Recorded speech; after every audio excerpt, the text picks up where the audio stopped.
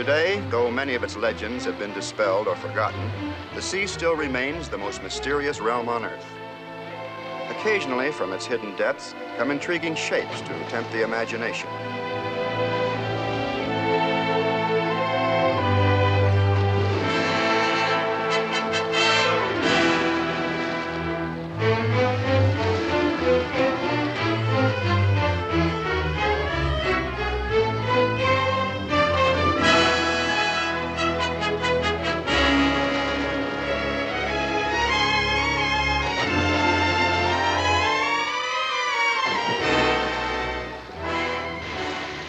Largest of all the sea's inhabitants are the giant whales.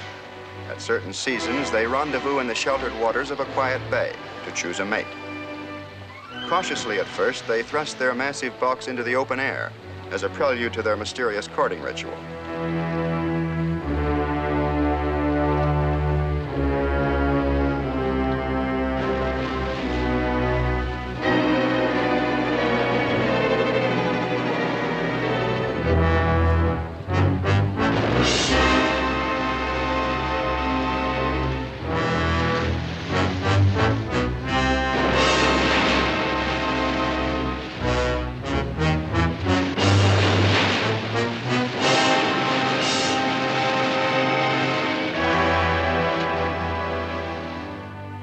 The distorted, half-seen silhouettes of other sea beasts also make ghostly visits to the surface. And yet, even when seen more clearly within its native element, the undulating rhythm of the manta ray only serves to cloak it in further unreality.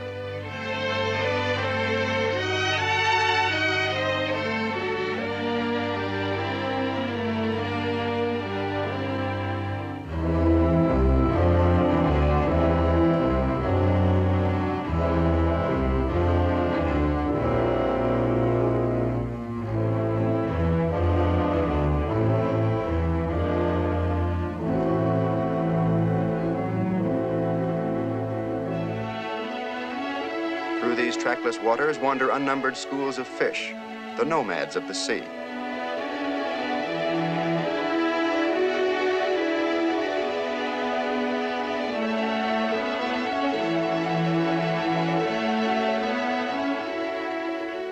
No less intriguing are the tangled jungles of oceanic kelp beds. Stirred by the restless tides, they weave an aura of mystery all their own.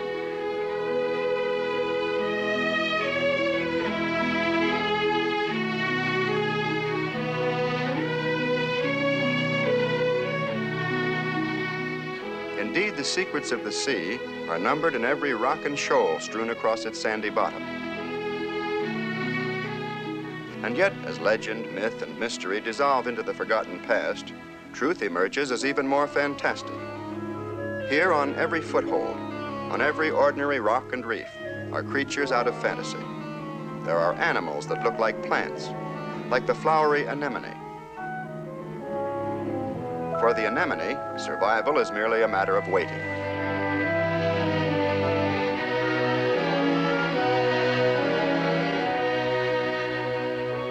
Like blossoms in a garden, the feather duster worms play the waiting game too. They sift out microscopic organisms called plankton from the water. Then when they've caught their fill, they simply bring it inside for dinner.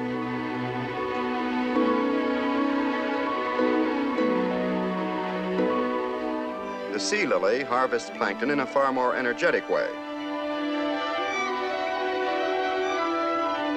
as do the sand crabs, using especially adapted antennae.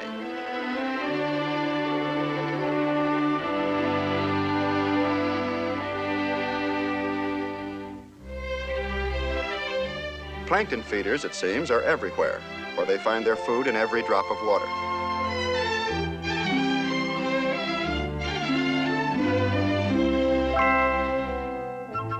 Many creatures, however, like the Spanish shawl, must swim from place to place to find their food. It's a member of the plumed sea slug family, which includes the hermacendas, who feed on spongy growths. But where they find sponges, they also find a larger slug, the navinax, a sort of seagoing vacuum cleaner. The hunting is good here, and competition soon arrives. But it seems that nothing is more appetizing to one Nabanax than another Nabanax. And their erstwhile dinner makes a hasty escape. Survival often depends upon deception. The pipefish do their best to simulate the drifting kelp until the proper moment.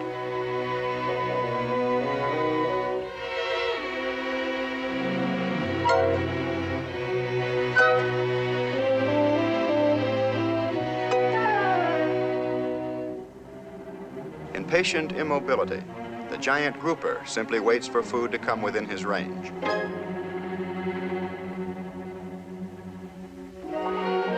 There are other visitors to the reef who have all the characteristics of fantastic monsters. The 10-armed squid are capable of instant color change. And this talent often serves them as a convenient form of deception.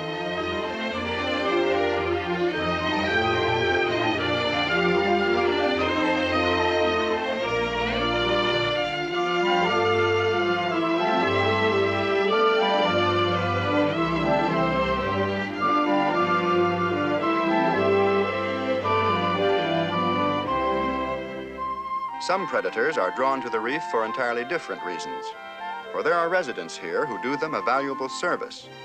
The brightly marked French angel and the tiny Spanish hogfish scour parasites and other harmful growths from the fins and scales of these larger callers. The hogfish, in fact, is welcomed even by the fearsome barracuda.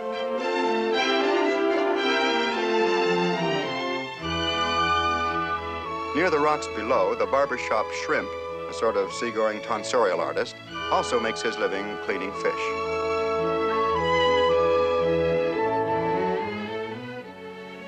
He's so popular that fish are actually known to wait in line for his attentions. Now, open wide, please.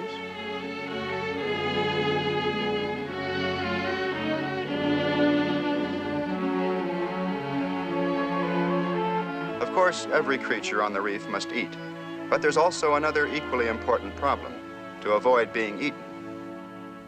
The hermit crab's solution is to curl up inside a discarded snail shell. As long as he stays inside, he's out of danger.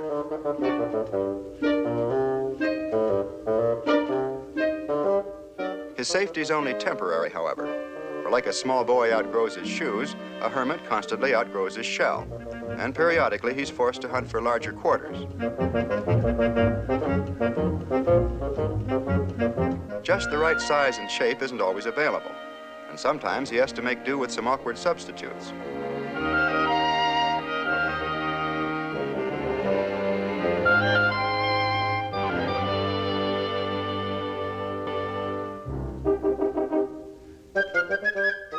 It isn't often that a hermit finds exactly the shell he wants, and when he does, he's also sure to find a couple of neighbors who want it too.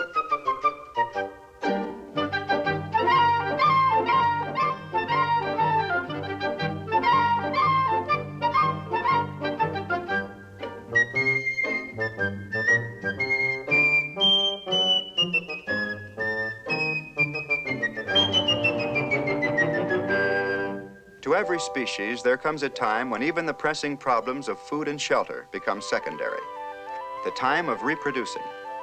The squirrelfish express themselves with a peculiar mating dance.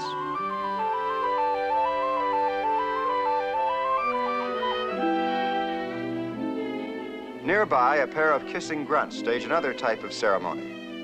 And this is one time when a cold fish turns out to be a perfect mate.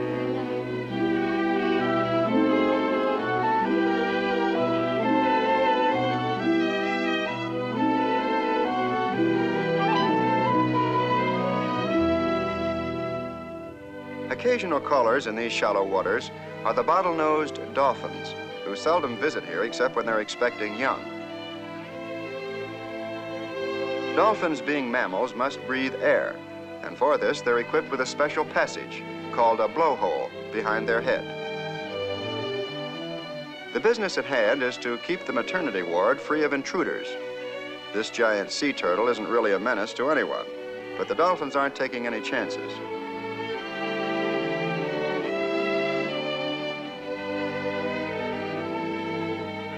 As if at a signal, the herd grows strangely quiet, vigilant. The expectant mother bides her time near the surface.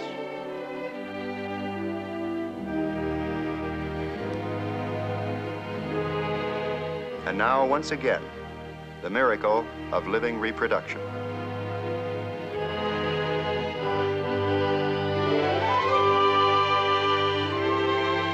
It's for the baby's safety that the dolphins visit the shallows. For at this time of his greatest peril, he must be quickly guided to the surface for his first breath of air. After the initial experience, he needs no further education. Both swimming and surfacing to breathe are instinct to him. There's one thing, though, that he has to find out for himself, where the food supply is located.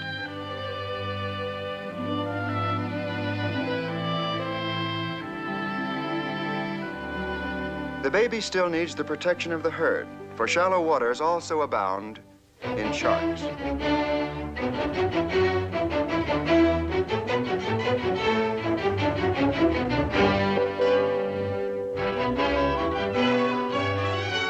The shark soon finds the young one far too well protected, and he's rudely hustled off.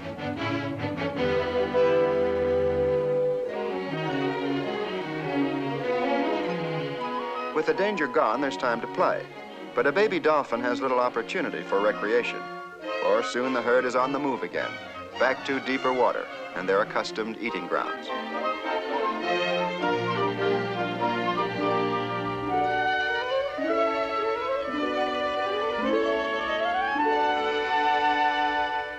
In strange contrast to the dolphins and their problems of maternity is the tiny seahorse.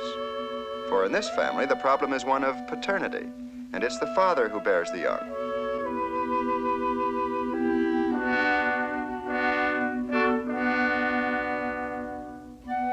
His mate lays several hundred eggs in the pouch below his chest, where they hatch and develop. Then, when the time is right,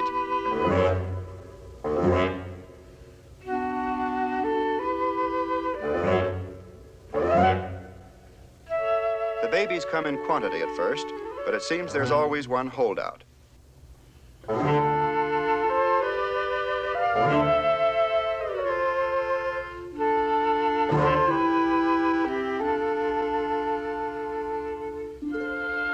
By the time he finally joins his brothers on the family tree, father is exhausted.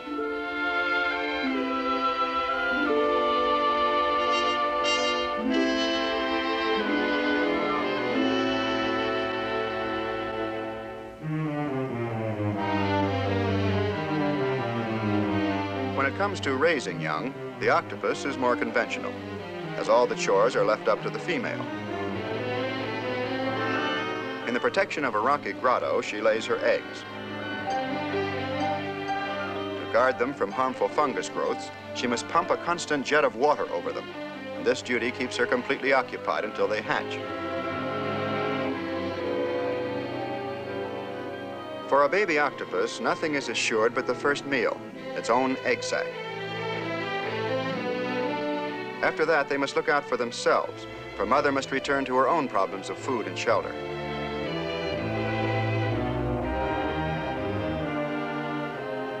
In her ravenous hunger, she has an eye for any opportunity, and her first victim is a giant snail. In the sea, the instinct for survival is compelling, and the conch fights back with surprising agility. But its struggles are in vain. And in time, the octopus not only has her meal, she has a bonus, for she finds a new home in the victim's shell. Among her neighbors are some pectins, members of the clam family. They've been endowed with the ability to swim, with a sort of jerky jet propulsion.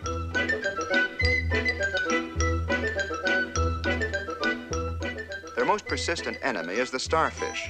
Its relentless strength can mean certain death, but its attack is so sluggish they have a chance to scatter.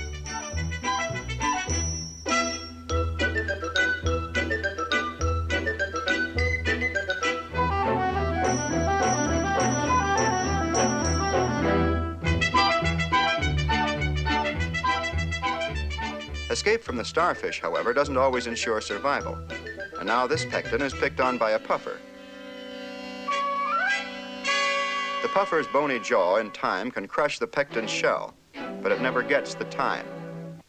Not with a watchful octopus nearby.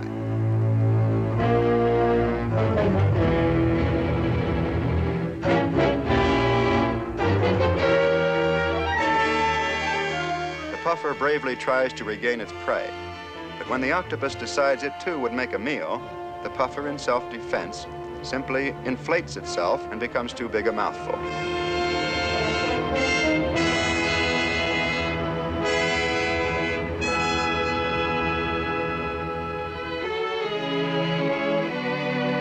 A close cousin to the manta is the stingray.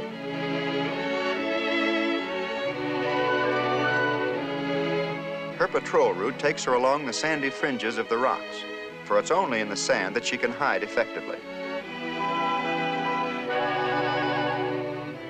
Her young are born with this ability, for until they're grown, it's their primary key to survival. They're also born with an instinct to strike out on their own as soon as possible.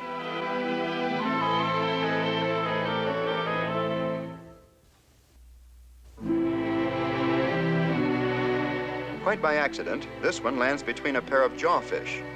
And for the moment at least, that's the end of his explorations. Jawfish are short-tempered little scavengers whose habit is to dig a burrow in the sand and then build a protective rampart of rocks and shells around the entrance. By himself, a jawfish is peaceable enough. The trouble is there are two of them, and only rocks enough for one. They've both been working hard for some time now, yet their rock piles haven't seemed to grow at all, and each one is getting suspicious of the other.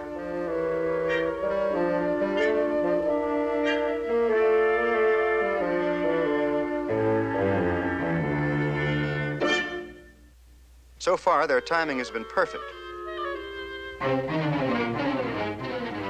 And although the threats and accusations have been flying, neither one can prove a thing.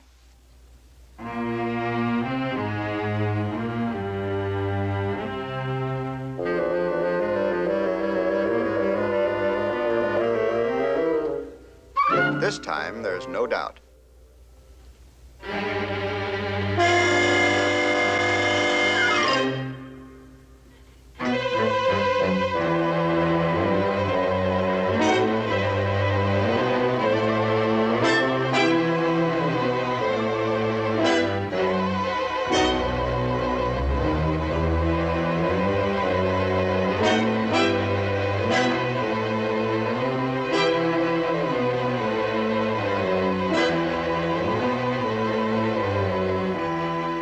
Jawfish like their privacy, and so no matter who happens along, the intruder is quickly ordered off the premises.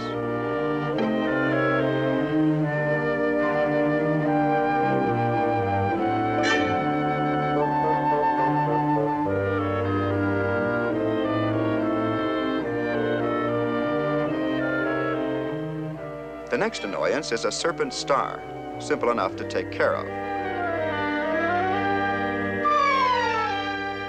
But it's attracted the attention of a rock lobster, who's quick to recognize an easy meal.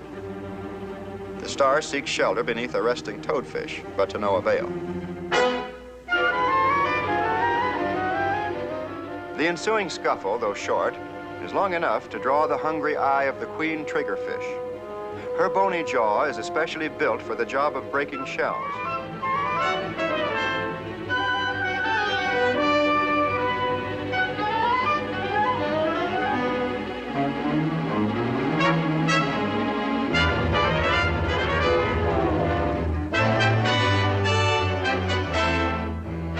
The prospect of a lobster dinner also attracts the ever-present opportunist of the reef, the octopus.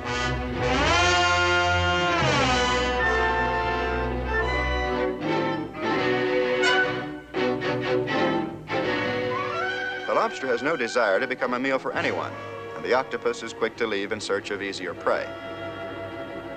Meantime, the fracas has aroused a group of crabs, who in turn attract the triggerfish again. Before she gets too close, however, the crabs go underground.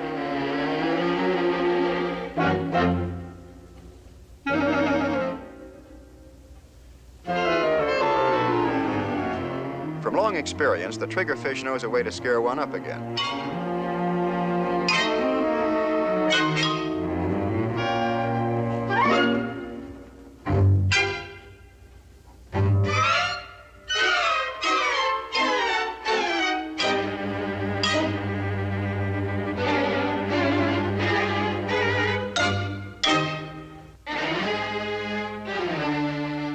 Fate is against her, though. For once again, the octopus sees a chance to snare an easy meal.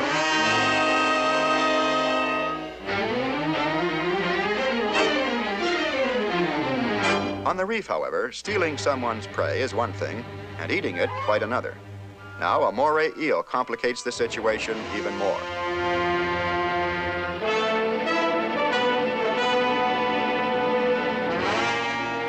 The octopus' only chance is to sit tight and hide her vulnerable tentacles. But this time, luck is with her. For now, a second moray arrives to claim this territory for his own. In the sea, reprieves are short, and the free-for-all becomes even more complicated when a second octopus moves in.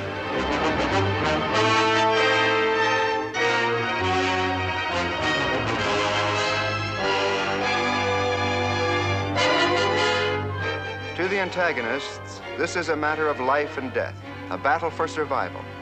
And yet, in all the wide reaches of the sea, its outcome is actually of little consequence. For here a vast abundance of life will continue to exist and thrive. Now a school of manta rays draws a living curtain across the reef and obscures the scene of combat.